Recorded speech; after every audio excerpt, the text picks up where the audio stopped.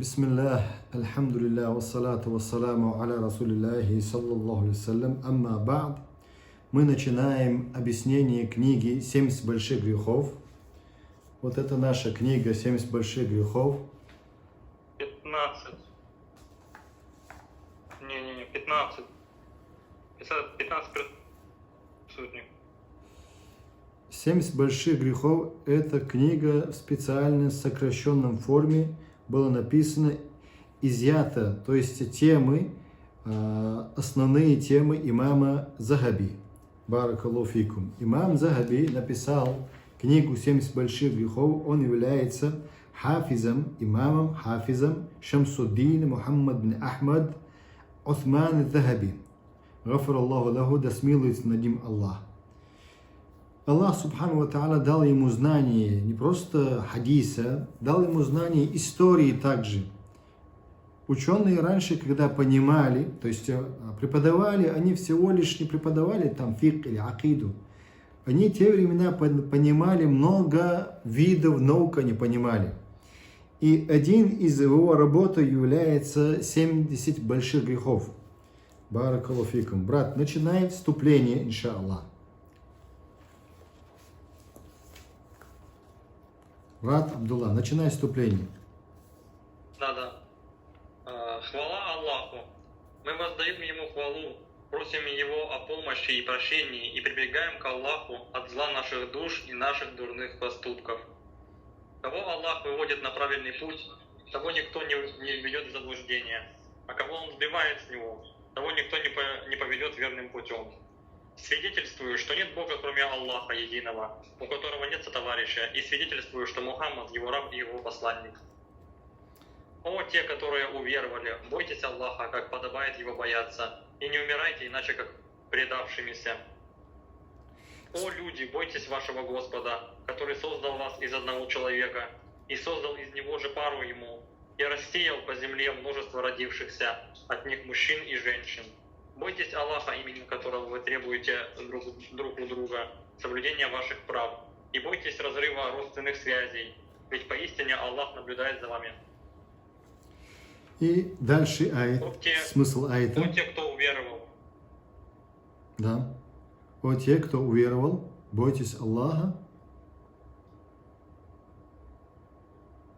О те, кто уверовал, бойтесь Аллаха и говорите слова верные, и тогда Он исправит ваши дела и простит вам ваши грехи. А повинующийся Аллаху и посланнику Его достигнет великого успеха. А затем, Подожди, брат. книга составлена имамом Хатибом. Подожди сейчас, брат. Баракаллаху фик. Это называется хутбатуль хаджа, называется у нас в исламе. Этой хутбой начинал пророк, саллаллаху алейхи вассалям, свои проповеди, свои мауизаты, свои наставления. Этим хутбатом, то есть начинанием, таким вступлением является сунна, желательное дело является.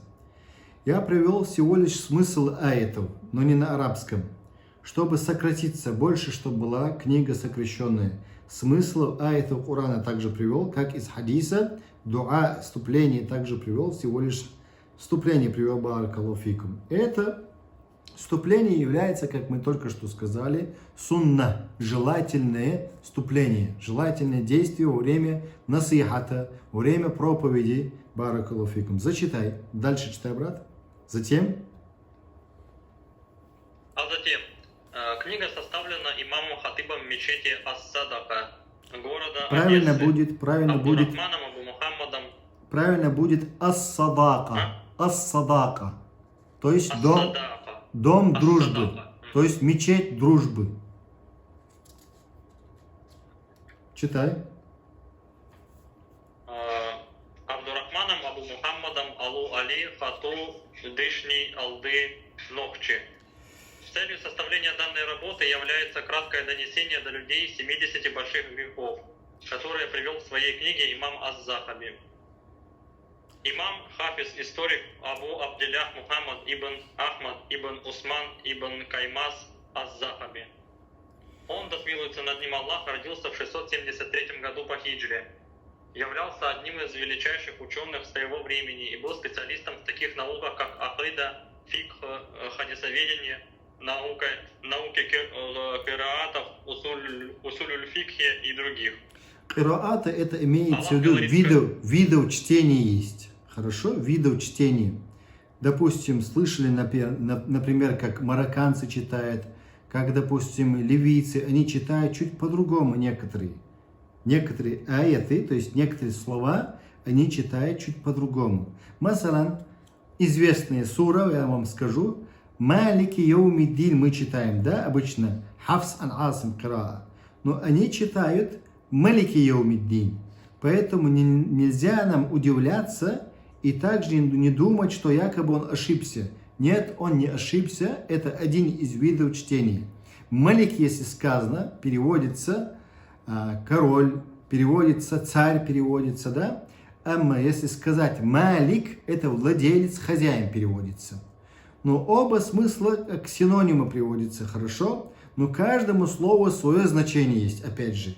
Но сейчас не тема у нас акиды и объяснение имен Аллаха и его атрибутов. Не эта тема сегодня, а объяснение больших грехов. Дальше, брат. Аллах говорит в Коране: если вы будете отклоняться от великих грехов, что запрещается вам, мы простим ваши мелкие прегрешения и введем вас в рай. Баракаллаху фикум ахи, джазакаллаху хайран. Аят это из сурату Шуры. И также, то есть из сурату Шуры тоже есть такой аят. Это сурату Нисаи приводится в 31 аяте. Интаджтанибу кабаирам ма тунхауна. Кабаир, Аллах говорит, если вы будете сторониться больших грехов, то, что Аллах вам запретил ма тунхауна анху, то нукаффир анкум сайяатикум. Аллах говорит, я вам прощу ваши мелкие грехи. То есть мелкие ошибки, ваши грехи, Аллах простит нам. «Ванудхилюкум мудхалан карима». И Аллах нас заведет в райские свои благородные сады. Для этого была и составлена эта книга, чтобы мы ознакомились с этими грехами. Если человек не ознакомится с запретами, он по-любому будет делать эти запретные дела, не зная. И мы просим Аллаха то, что мы не зная, допускаем какие-то наши ошибки или грехи, чтобы Аллах нас простил. Однако, если ты узнаешь и оставишь, тебе еще за это награда. Тебе награда за то, что оставил. Узнал грех, за знание тебе награда раз, оставил грех ты, еще тебе награда, брат. Увеличивается твой иман еще, брат и сестра. Поэтому у нас цель была донести до людей, чтобы люди опасались больших грехов, чтобы они зашли в рай очищенными от мелких даже грехов. Аллах же говорит нам, что Он очистит нас, нукаффир анкум сайяатикум, очистит нас от маленьких наших грехов. В другом аяте говорится сурату Шури, в 37 аяте, «Валладина яджтанибуна кабаир аль-ithми», Аллах сказал, те, которые сторонятся больших грехов, «вальфавахиша», и также мерзких грехов. «Ва-ида ма гадибу, хум ягфирун». И тогда, когда они гневаются, Аллах Субхану ва Та'аля, если они прощают, Аллах тоже им прощает. В другом аяте говорится: «Алладина яджтанибуна кабаир аль-исми валь-фавахиша илля лямам. Илля лямам, инна раббака васи'уль махфира».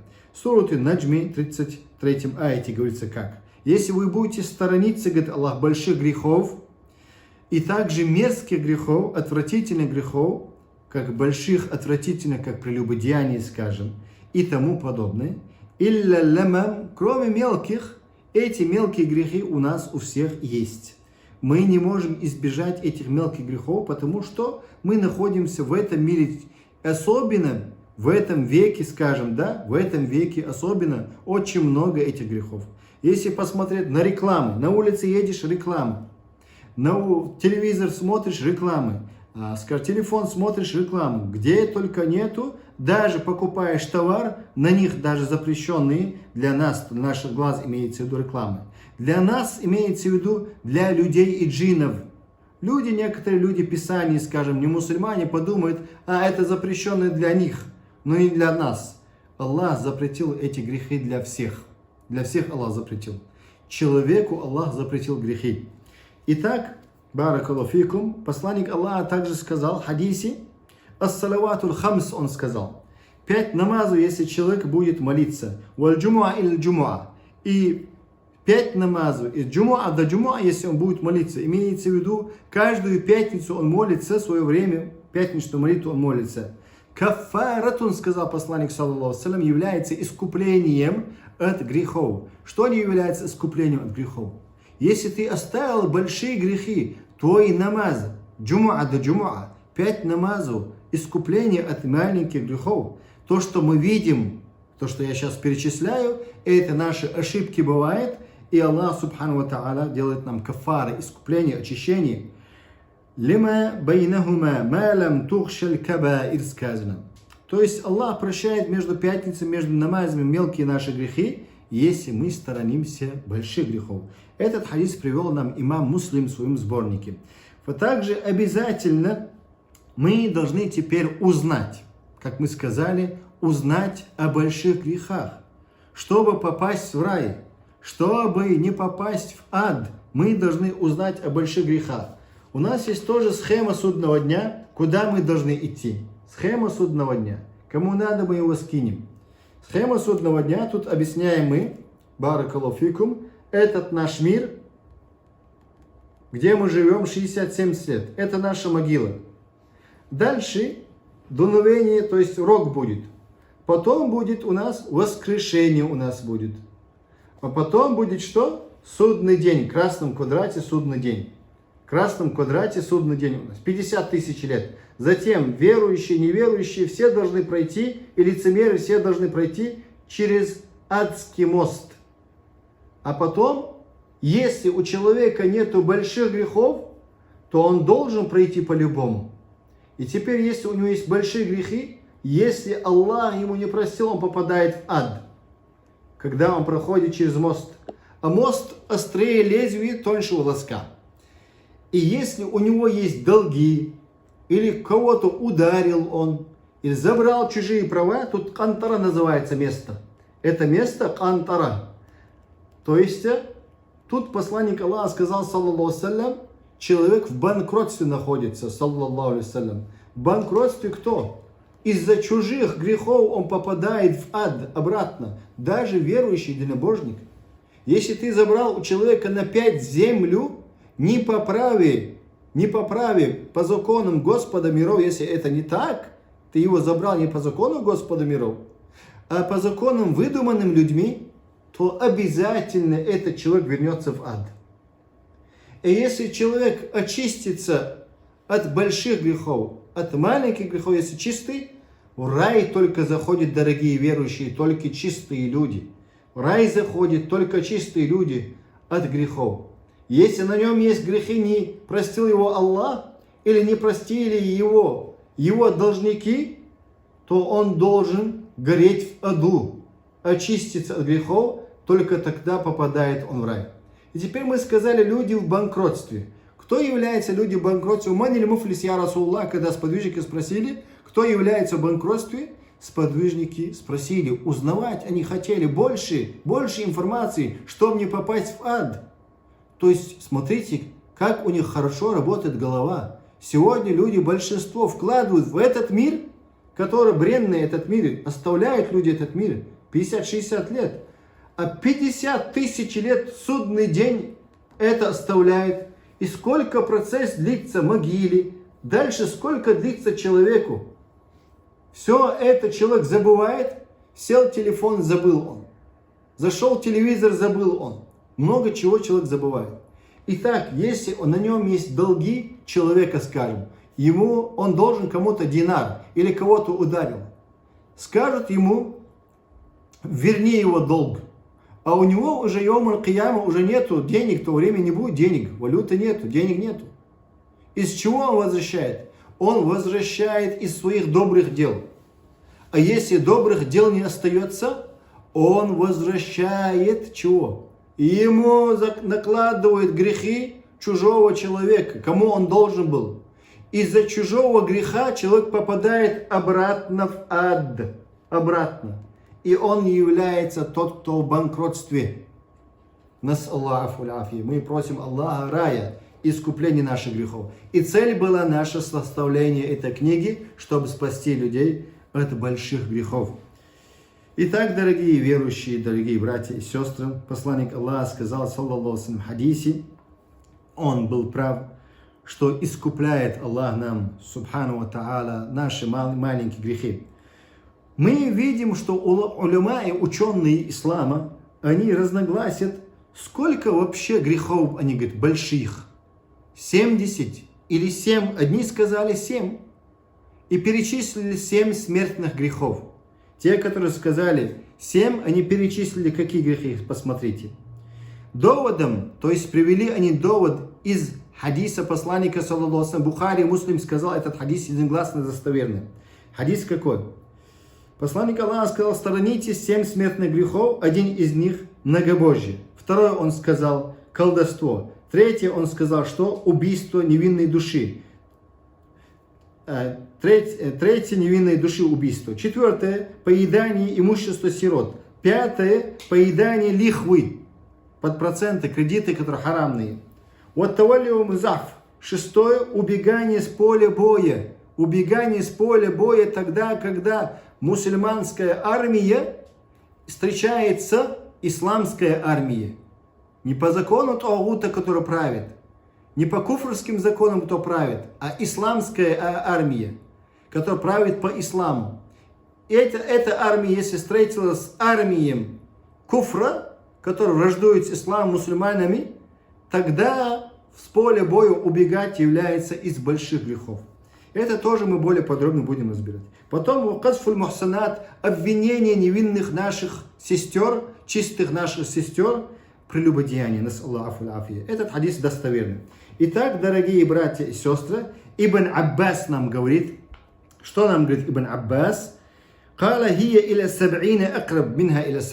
Чем 7, более близко, говорит, 7 грехов, говорит Ибн Аббас. Эта версия приводится имаман Абдур-Раззаком фи Мусаннафи, книга Мусаннаф имама Абдур-Раззака. Также Ибн Касир Тавсири. Баракаллаху фикум, Ибн Аббас не всего лишь сократился, то есть он сказал, Ибн Аббас, что? Васадака валлахи, Ибн Аббас сказал, валь хадису фима фама фихи хасру кабаири. Хадис, то, что сказал Ибн Аббас, это не значит 7 столько грехов есть. Есть еще. Но ученые разногласят насчет некоторых грехов.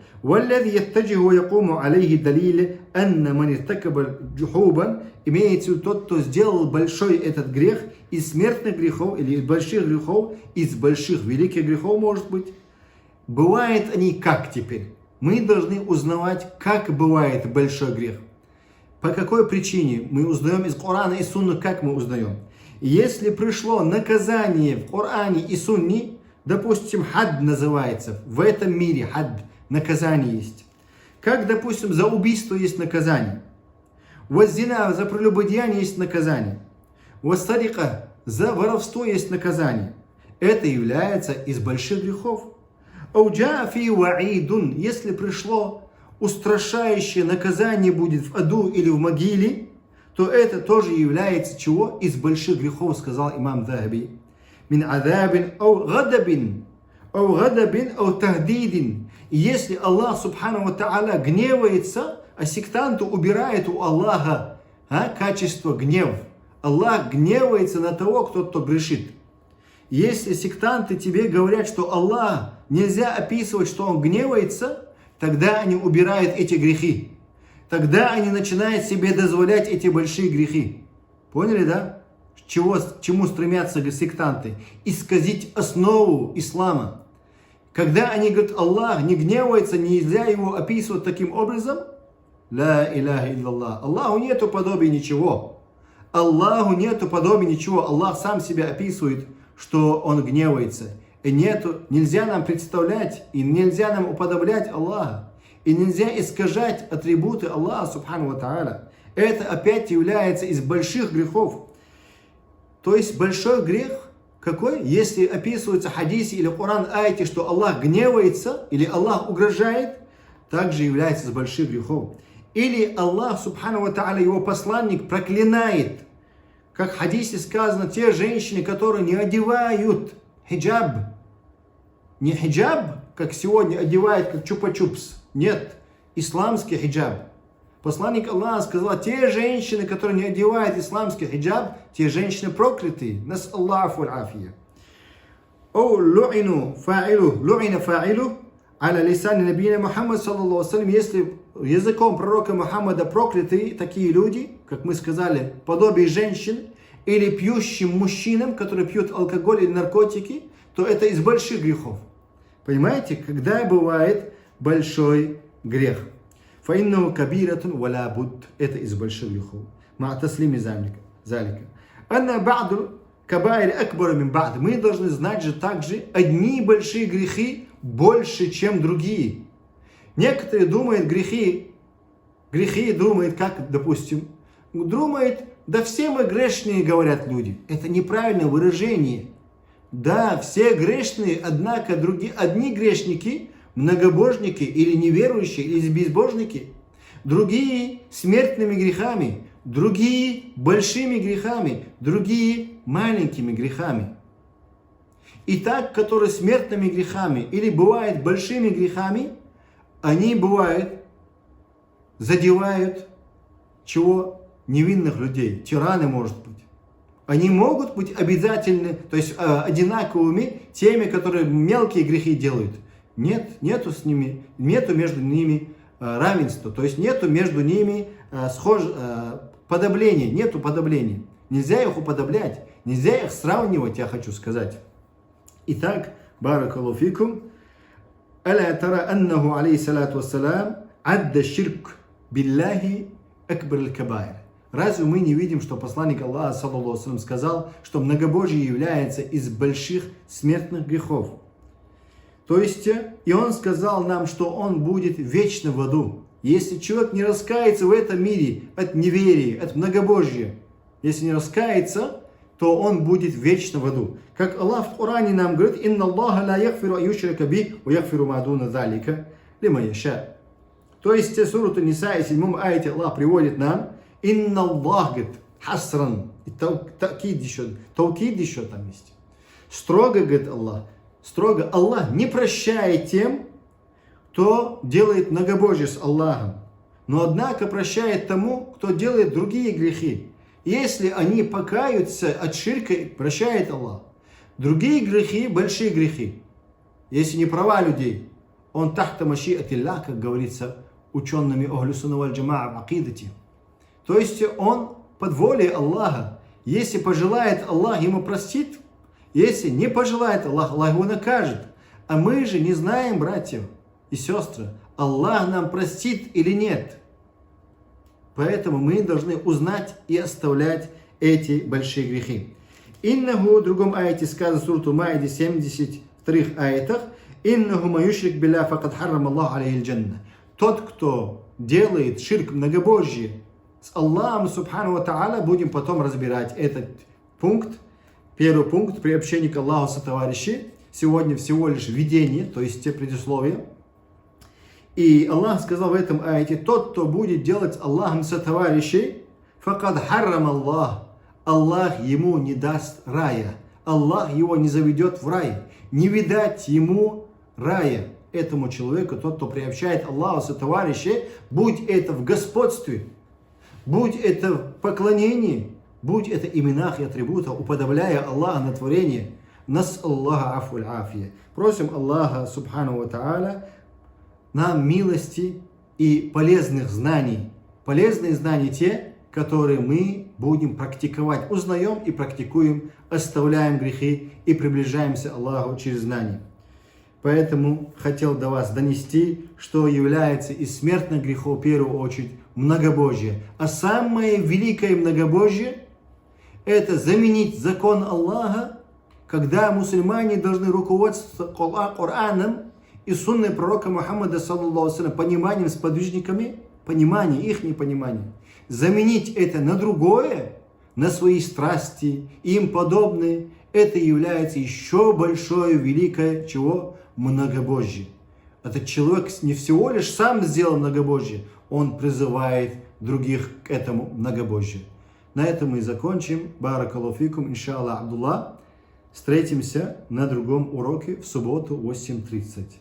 Будем разбирать приобщение к Аллаху сотоварищей. Хорошо? Уже 30 минут прошло. Как меня слышно? Джазакум Аллаху хайр. Ва иякум. Баракаллаху фикум. Прекрасно слышно. Вопросы есть у вас?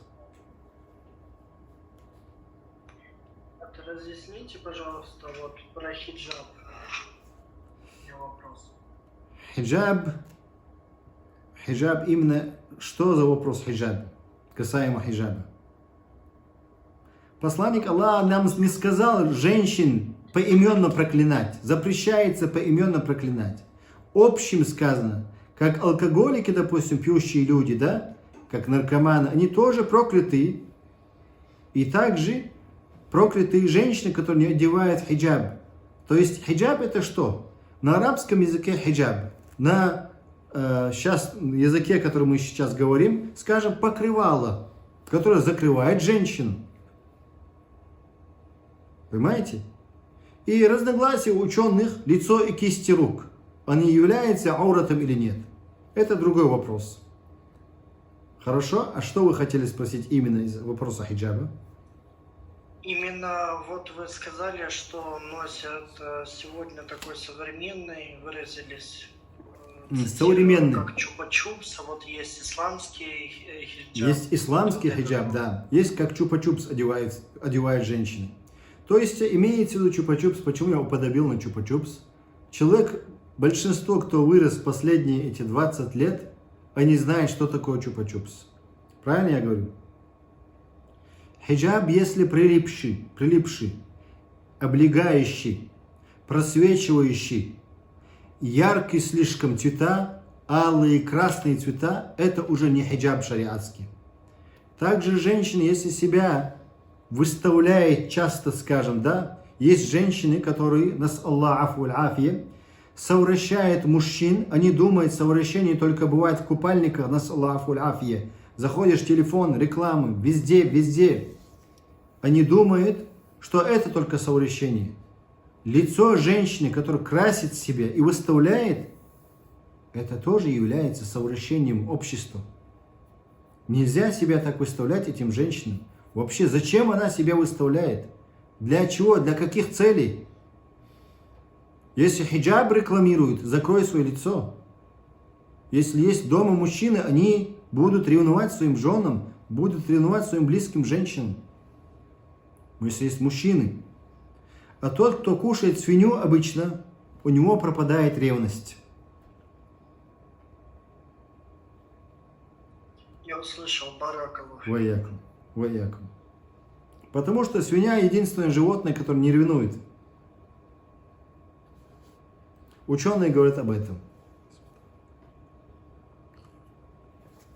И поэтому мы должны беречь своих женщин.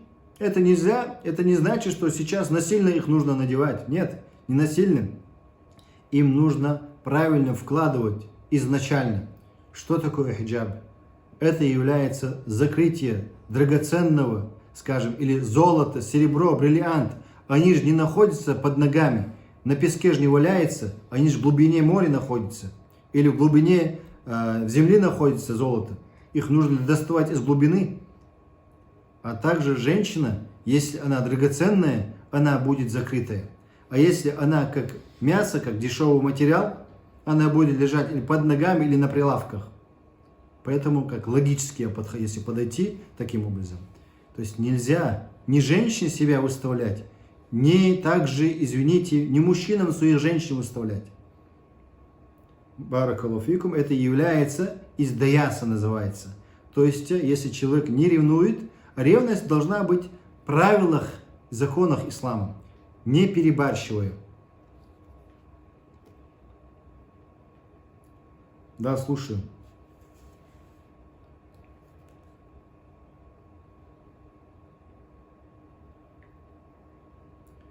Есть вопрос?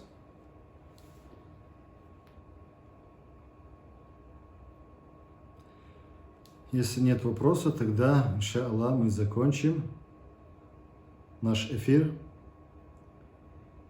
Баракаллаху фикум.